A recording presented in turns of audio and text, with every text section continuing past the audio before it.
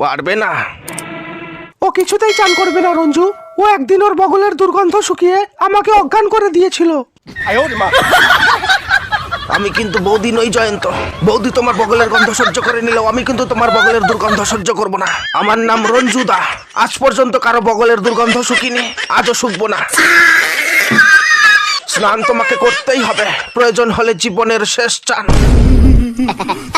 চান করবে না? না রঞ্জুদা, বল স্নান করবি কিনা বল।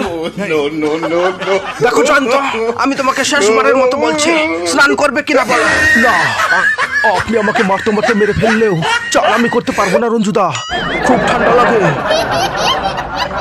চান করবে না? না, ঠান্ডা।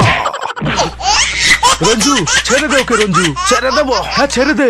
নোংরা ছেলে কোথাকার, এত করে বলছি একবার স্নান করতে পারছে না। কেন চান করছে না তোরা কেউ জানিস না, আমি জানি।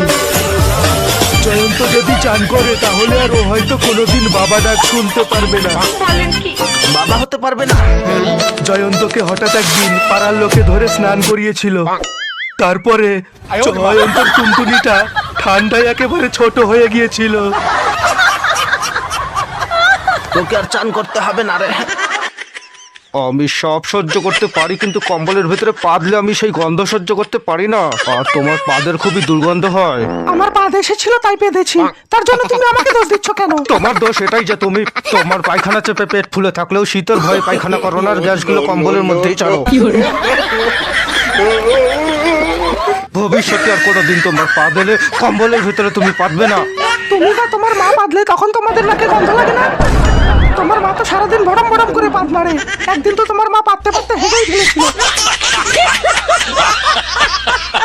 চল চুপ করো, মা শুনতে পাবে। আমি পাদলে দুর্গন্ধ হয়, আর তোমার মা পাদলে কি গোলাপের গন্ধ হয়? থামলে কেন? মারো আরো মারো। তোমার মা সারা বাড়ি বেঁধে বেড়ায়, তখন কোনো দোষ নেই। আর আমি পাদলেই যত দোষ হয়ে যায়। মন খুলে যে পাদবো তারও কোনো স্বাধীনতা নেই। শান্তি করে একটু পাততেও পারি না।